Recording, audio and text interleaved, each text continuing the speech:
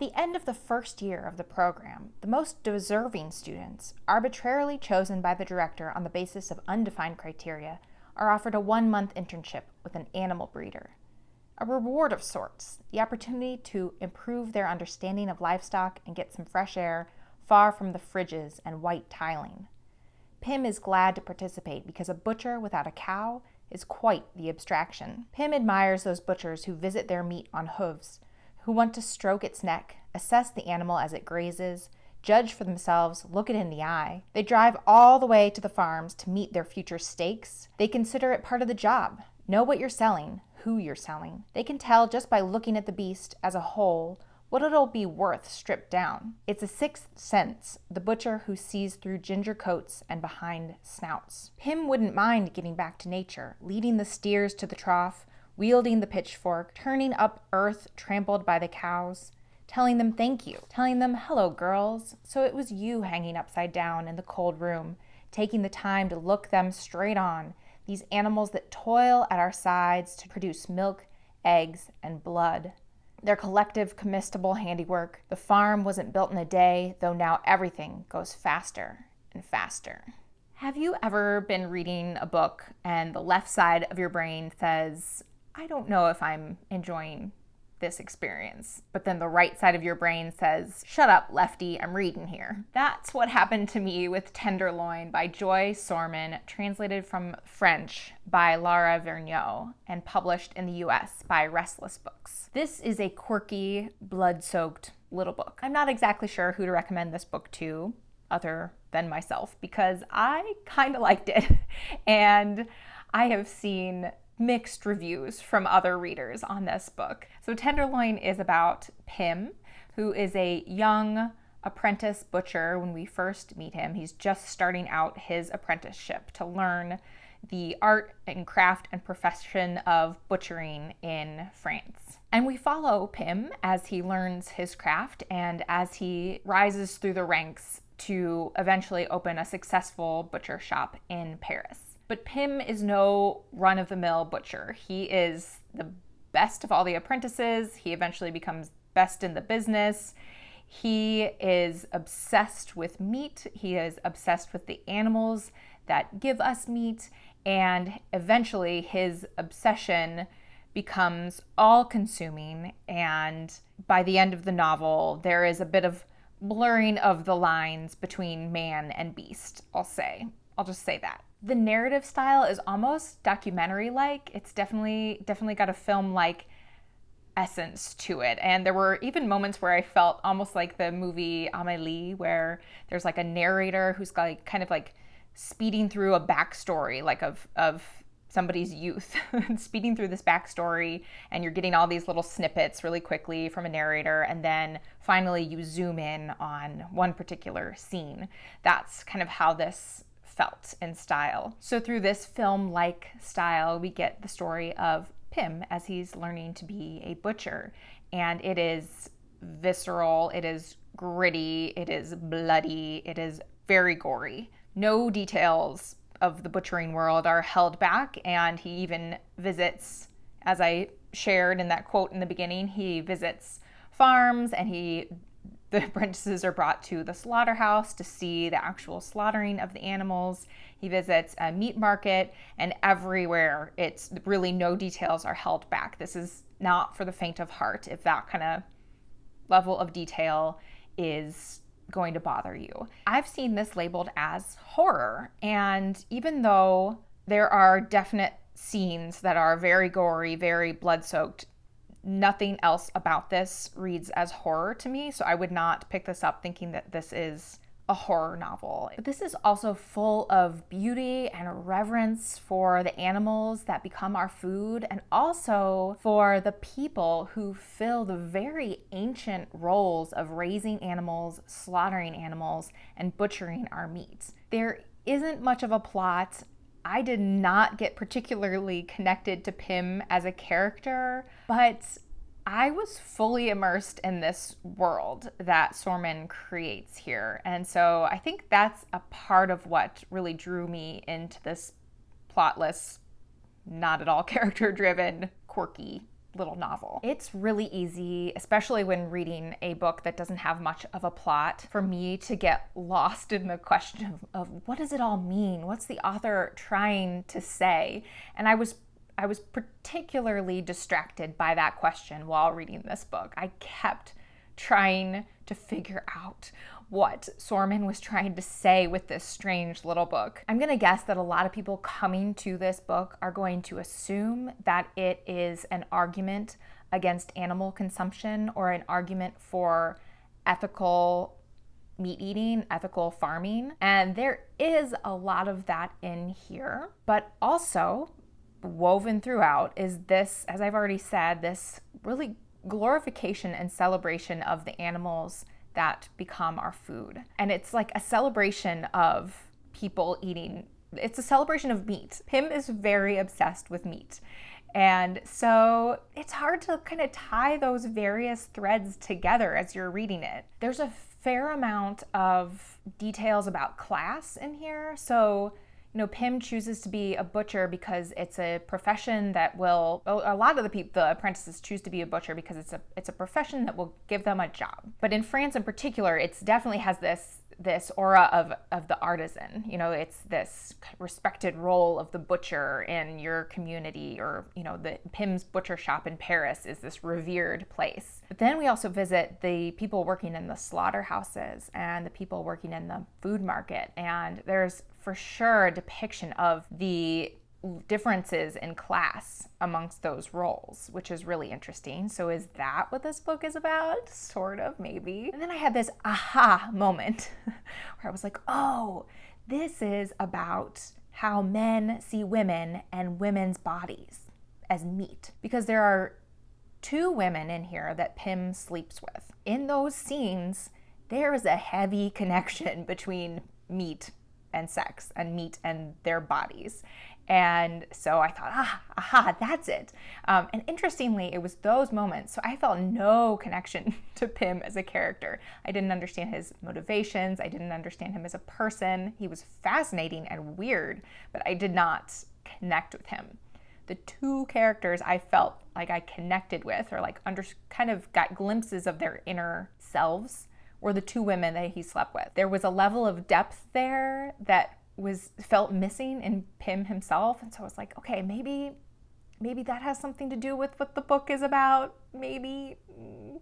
No, not really. I don't think. At the end of the day, I don't think that's what this was about either. And in the end, it took me reading interviews with the translator, Lara Vergnaud, to figure out what this book is actually about. It's about a butcher. That's it. It's a book about a butcher. It's about a weird butcher, but it's about the job of being a butcher. And what's interesting is, from the interviews with Lara Vergnaud, she was also trying to figure out, like, what is this book about? She was like, is this making a case for vegetarianism or for ethical meat eating? And so she asked Sorman, and Sorman just said, I wanted to learn what it was like to be a butcher, so I did some research and I wrote a novel. And that was it. But I am so glad that I looked up those interviews with the translator, because not only did it give me a different perspective on what this book is about, but it also gave me a whole lot to chew on about translation itself. If you are interested in translated literature, I highly recommend you check out the article that I'm going to link in the description below by Lara Vergnaud that's called A Bowl is a Cup. Whether or not you plan to read Tenderloin, if you like translated literature, check out that article. It is so interesting. From reading interviews with Vergnaud, I learned that she submitted her translation of Tenderloin for 9 years to different publishers to try to get it published. When finally, in 2022, Restless Books agreed to publish it. And Vergnaud says that there was an editor there who was, as Vergnaud states, was as fascinated by Sorman's singular style as I am. So Vergnaud has translated other books from Joy Sorman and is just fascinated with her really interesting style, where she goes, she called it an anthropological level of detail in her novels, where she dives deep into research on one very specific subject and then puts that in a novel. And so that's exactly what this was about, being a butcher. So about Tenderloin, Vergnaud, the translator, writes, "The novel is meticulously researched and occasionally repulsive. Sorman cares more about playing with register and structure than classic plot and character development. Accordingly, the story meanders and digresses, it gleefully skids off the tracks and back on again." But the main thrust of this particular article, the one that's called "A Bowl is a Cup," is about one very, very small detail in the novel, which you can probably guess that detail is about a bowl/cup. So in the French version of Tenderloin, there is one very small moment where Pym is drinking coffee from a bowl. It is super common in France for people to drink coffee from bowls. It's just very common. And so if you are French and you're reading this novel, or if you spend a lot of time in France and you're reading it, that would seem perfectly normal to you. You wouldn't pause, you wouldn't think anything of it to read that Pym is drinking coffee from a bowl. However, for English readers, if you read a sentence where Pym was drinking coffee from a bowl, you might pause and think that's odd and wonder, like, oh, why? Why is he drinking? Does he not have a cup? Like why is he drinking from a bowl? And Vergnaud got super caught up on this little tiny detail because it wasn't Sorman's intention to, at that point, to make the reader pause and be curious or wonder about this bowl. Sorman, it was just a detail, and you're just supposed to blow right through it. But if you read bowl in English, you would pause probably and think, like, why? And so was it more important to preserve the cultural detail of the fact that the French sometimes drink coffee from bowls, or to preserve the flow of the text where it's just a detail that you're not supposed to pause at, and therefore it should say cup because, if you're an American, you're probably going to be drinking coffee from a cup. And so that one little tiny detail is just one example of all the many, many, many choices that a translator has to make when translating anything, when translating a novel. And in the end, Vergnaud wanted to preserve the flow rather than the cultural specific detail. But then she goes on to wonder, and this is where it gets so fascinating, she goes on to wonder if this book was set somewhere else, like for example in French-speaking Africa, would she have changed details that were important to the local culture? No, because in fact she has translated novels from French-speaking Africa and has worked hard to preserve details that are local, that are particular to a local culture, and assume that the reader can then do the work to look it up if they want to know more about it. So that distinction was so fascinating, and she talks more about it in the article, but she writes, in these instances I chose, in the other novels where she kept the local detail, she says, in these instances I chose to keep the original terms because location is intrinsic to both plots, whereas in Sorman's text, setting is secondary, overshadowed by her focus on the body, i.e. the sheer physicality of Pym's transformation into a butcher. So she goes on to make several other fascinating points about this specific choice and then in translation and on translation in general. So I'm going to let you check out the article for yourself rather than make you listen to me regurgitate it for you. That one detail aside, the one bit of translation that fascinates me the most about this novel is the title. The original French title for this novel is Comme une bête, which translates to like a beast or like an animal. So it's a phrase just like it would be if you heard someone say like a beast in English. It's a phrase that might describe someone acting with intense emotion or some level of intensity or intense behavior, possibly in a primal, kind of uncontrolled, highly energetic manner, like a creature that doesn't have kind of the higher, supposedly higher reasoning skills and is just kind of acting on instinct. Or it could be a phrase describing someone who's working really hard. Like you might say like somebody's working like an animal on a project. They're working like a dog, working like an animal. This exactly describes Pym's behavior and transition over the course of a novel. So at first he's working like a beast. He's putting in all these hours to be the best apprentice butcher and then the best butcher he can be, then he starts to lose himself into the physicality of butchering. It becomes a bodily experience for him, and his human reasoning is turned off. And then that transitions into Pym literally wanting to become a beast.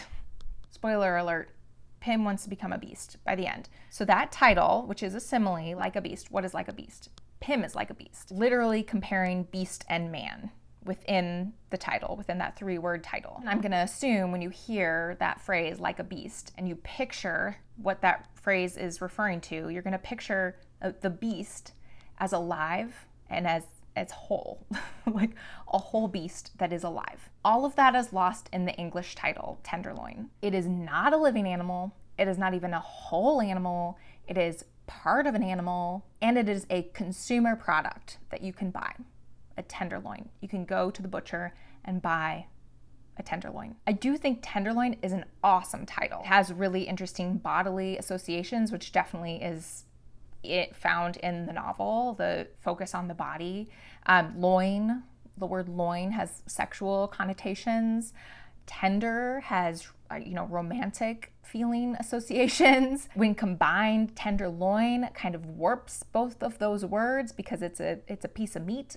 So it's like a warped version of tenderness because it's a piece of meat that you're going to consume. So it's a really cool title for this book, but you have to admit that it has a very different impact. And I learned from Vergnaud's interviews from the article that she wrote that her working title was Hog Wild, which I think reflects more of the French title than the title they ended up going with in the English version, because it's associating Pym with a whole live animal. But I can also see why they went with Tenderloin instead, because I think it's a great title. But I mentioned the title change to my husband. He said that the title Tenderloin makes sense for an American audience in particular, because it caters nicely to, and I wrote it down, he said it caters nicely to American neoliberal tendencies, because we're okay with talking about intense subjects only if they aren't too real. So the beast here is not whole anymore. It's not living. It's been cut up for us already. It's a piece of meat handed to us. It distances ourselves from having to compare humans with living animals and having to think of our meat as a once living creature. It's already served up to us as a tenderloin. But then the joke's on us when we actually read the book and find within the pages that there's no distancing ourselves from the meat that we eat in this book. So if you've been here before, you know I read books from nonprofit and independent publishers, and that's what I talk about here on this channel. So let me tell you a little bit about Restless Books, which published this translation. Restless Books is headquartered in Amherst, Massachusetts. They're an independent nonprofit publisher devoted to championing essential voices from around the world whose stories speak to us across linguistic and cultural borders. They have a really excellent catalog of books available. From their catalog, I've also read Blood Red by Gabriela Ponce, translated from Spanish by Sarah Booker. I really also want to read Fishing for the Little Pike by Juhani Karila, which is translated from the Finnish by Lola Rogers. And then I also have a really cool classics series where they publish illustrated editions of classics like Middlemarch and Frankenstein and Passing that I am really desperate to check out. So if you like learning about books published by nonprofit and independent publishers, I highly recommend that you sign up for my newsletter, and I'll leave a link for it below. Every month, now it's two emails a month, it's turned into 2 emails a month. I send you a big long list of books published the previous month by small presses. And I have separated out now into an email of fiction books that I've found and another email of nonfiction and poetry. So if that sounds interesting to you, please check out the newsletter. It's a lot of fun putting together. It takes me forever to do, but I just love it so much. Yeah, final thoughts. So again, like I said, this book seemed to have kind of mixed reviews from readers, maybe because people didn't know what to expect going into it. I've seen some decently negative takes on it. It is not for the faint of heart. But did I love this book? Yes. I think I did. Why did I love this book? I'm still not 100% sure why, but I think it does boil down to the fact that this really was a book, just a quirky but intense book about a butcher and the job of being a butcher and that whole world. It was so immersive and interesting. And even though Pym himself went off the rails a little bit by the end, the world itself was super, super fascinating and so intensely realized. You could tell a ton of research into the world of slaughterhouses and farms and butcher apprenticeships. A ton of research went into this. But what I really loved about this book was how it led me to Lara Vergnaux's interviews and articles about translation. I get the most out of a book when I do a bit of research after I finish the book into reviews and interviews and anything that can tell me a bit more about what I just read, and especially about the act of creation of the book. How did the author write this book? Similarly, for translators, how were they feeling about the book? What decisions did they have to make? I get so much more out of a book when I do that extra reading about it at the end. And I think that might be a bit of a controversial take, because I'm sure there are other readers out there who think that a book should be able to stand on its own and you should appreciate it on its own without any extra digging. I would love to know your take on that subject in the comments below. If you have any thoughts on it, please share. That's all I have to say about Tenderloin. To be perfectly honest, I'm gonna go eat some ham. Yeah, there's some delicious ham leftovers in the fridge, so that's what I'm gonna do. My name is Sarah. Thank you so much for joining me. I'll talk to you next time. Bye.